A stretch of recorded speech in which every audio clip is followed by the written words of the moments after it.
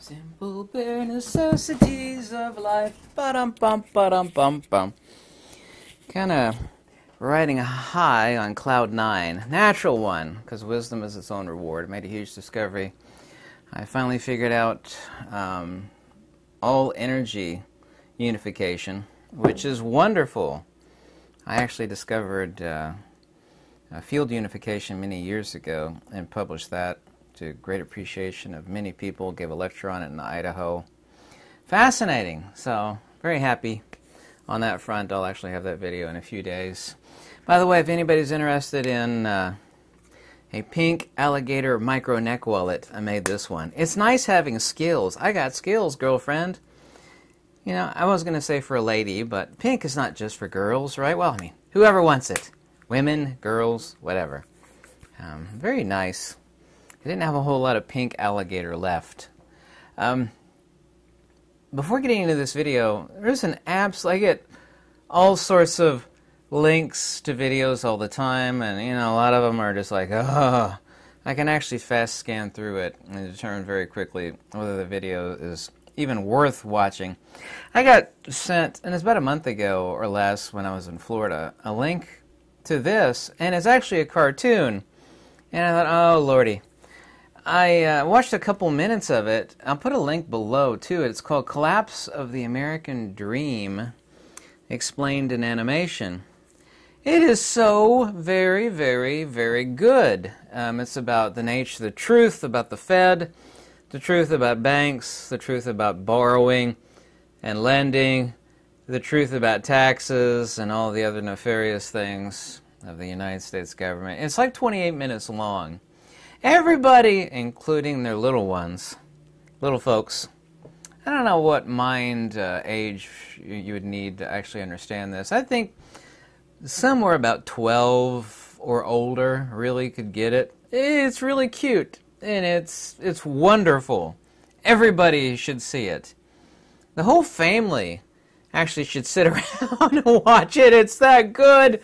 Kind of incredible. By the way, this is about a big admission in CBDC, central bank digital currency. You know, kind of a bit of an epiphany. I had a discussion with a guy I used to wait on where I worked at. He's about 65 years old. He's a car mechanic, and he's been a mechanic for many decades. Old guy, very, very brilliant. I cut my hand really bad. It hurts like hell. And he was talking about electric cars, and I knew all the pitfalls and nastiness of electric cars. There's not even enough cobalt and lithium in the world.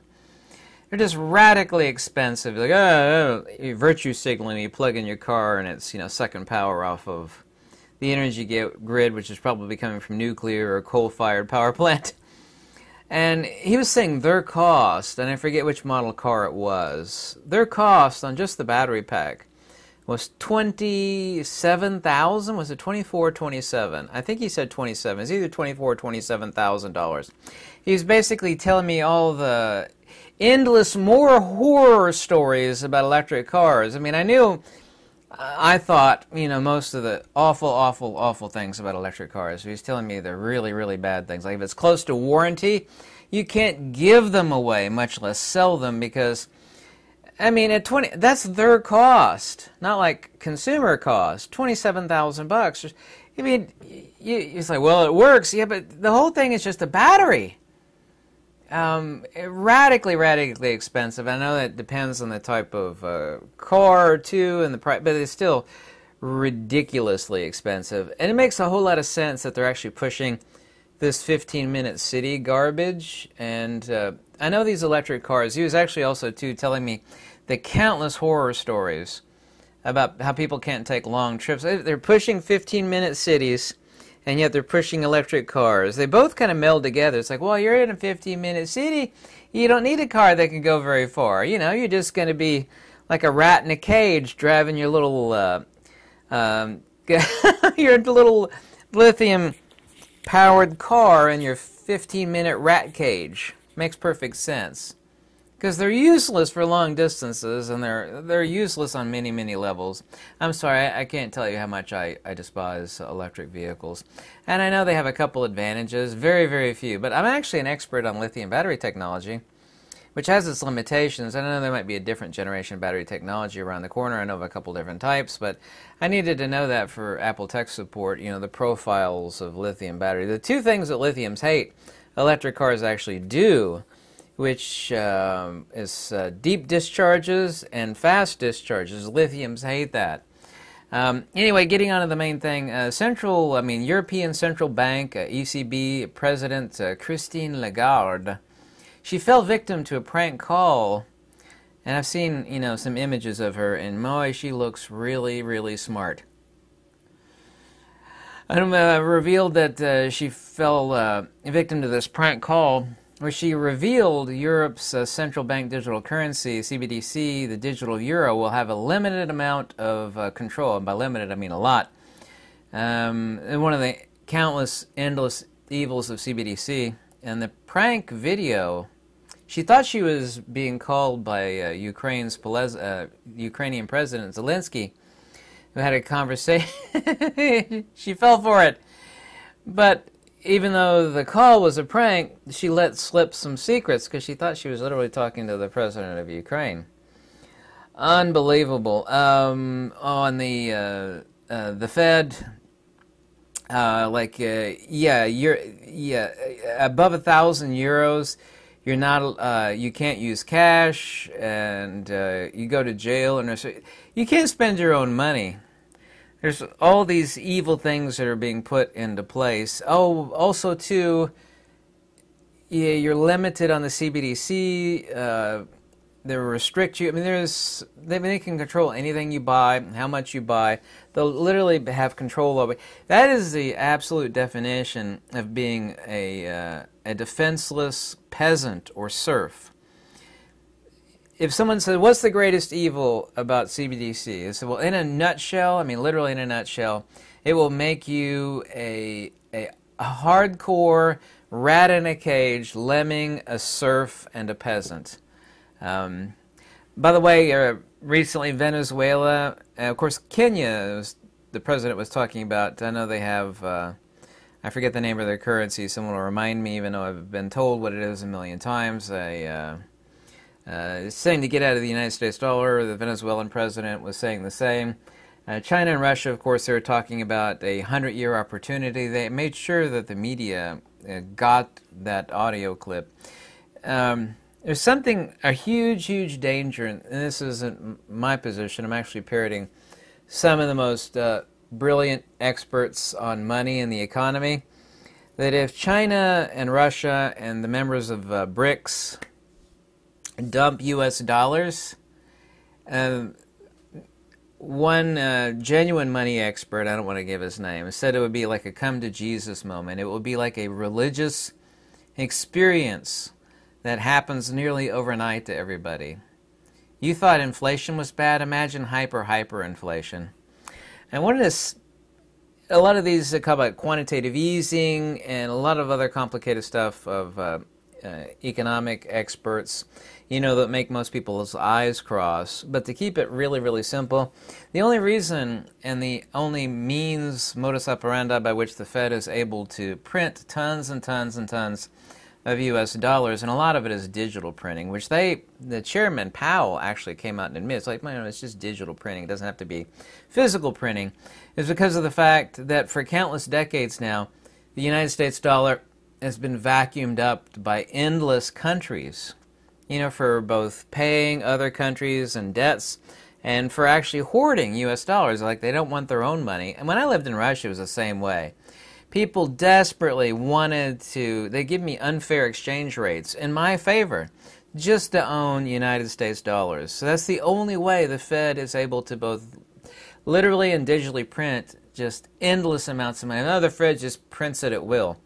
That only works up until and at the point, and boy, everybody should listen. This isn't my feeling, opinion, or belief, but taking a nutshell in, everybody knows the Fed's printing money. Okay? Basically, everybody with 2 brain cells knows that. when the BRICS and what Venezuelan president and Kenyan president, yeah, I know who they are as far as the issues related to those presidents, but they were giving a warning that China, Russia, and the BRICS, and they're telling their own countrymen to get out of the United States. If you're hoarding U.S. bucks, get out of it. I mean, you can have other nefarious reasons for telling their own citizens this, but if they dump that, not only will the Fed be completely, I don't want to use the word beheaded. I mean, it will be a religious experience in a really, really, really bad way for a whole lot of people when that happens. And all indications are that that is coming. I forget the name of the guy. It's one of the world's foremost experts, a genuine expert, not like a internet expert, that said that he expects this within the next, he said before July. You know, it could happen sooner, might happen a little bit later. When that happens, the inflation that we have right now will be chicken feed compared to the incredible hyperinflation that we'll see. It's pretty unbelievable. It's rather frightening, actually, and I don't use that word lightly. And I'm not interested. I don't like ever making anything implicating, you know, anybody be afraid. It's about being prepared. It's not about being afraid at all, of course. Oh, by the way, I've noticed this up to over 2 years ago. No, it was actually like a year and a half ago. Anyway, Austria, the Österreich, has gone on allocation. So far as it's bullion, gold and silver bullion. In other words, you just can't get, used to be able to order anything you want in any quantity you want. You can't just get anything. People are hoarding right now, gold, silver, platinum, palladium like crazy. There's way, way more demand than supply. There's basically 6 major mints for bullion in the world. The Österreich, i.e. Austria, United States, Canada, Südafrika, South Africa, Australia, and the UK. So those 6: Austria, US, Canada, South Africa, Australia, and the UK. The United States Mint is operating at supposedly several indications at less than half capacity. I actually was unfairly attacked on this. I said in the video, and it is accurate, and people don't get it. I said silver is a horrible investment, and that's not my opinion. Silver is actually top 5 worst investment. The key word there is investment. The reason to buy silver, and I don't tell anybody what to do with their money, that's none of my business, it's an asset diversification. You know, when cash is trash, which it is heading that way very, very, very quickly, asset diversification, in other words, a real form of money, but different than that paper stuff that you could wipe your backside with. Asset diversification is not to be confused with an investment. Silver is both a horrific investment. You're investing, you're planning on making money. It's not about making money, it's about asset diversification. You're putting your money into a different form of money that will hold its value. I mean, it has for thousands and thousands of years. Everybody keeps saying, well, what about gold? Also, 2 people said, well, so-and-so bank and so-and-so government is buying gold. The only people, and I said this in the video, the only people that should be buying gold are governments and banks, people that are super, gold is a horrific, gold today reached to $2,015 an ounce. It was recently like a 20. It's a horrific value. Gold's true value is somewhere right around between $800 to $1,100. It's true value. The only reason it's up so high now is because everybody's buying it like crazy. Everybody knows that cash is quickly becoming trash, but it is a horrible buy. Horrible buy. If you want something compact and valuable, get platinum. But yes, please listen carefully. It's not a contradiction when I say silver is a horrific investment. Silver is awesome asset diversification. Asset diversification is a different form of money. It's not an investment. It's like, well, I'm going to hope to make money. I'm going to invest it. You can stick it in silver, platinum, whichever metal you choose.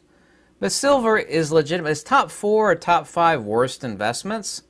Just because it's a bad investment has nothing to do with the fact that it is an extremely valid asset diversification given the fact that the money, the cash that's in your wallet and or your bank account is doing this number every day due to inflation. It's a hidden tax, of course it is.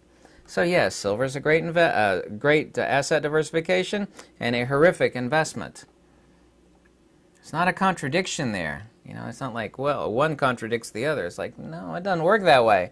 I don't know why so many people said that. There's like a dozen people that said that. So anyway, let me know what you think. I read every comment, and I hope you have a lovely week. Goodbye.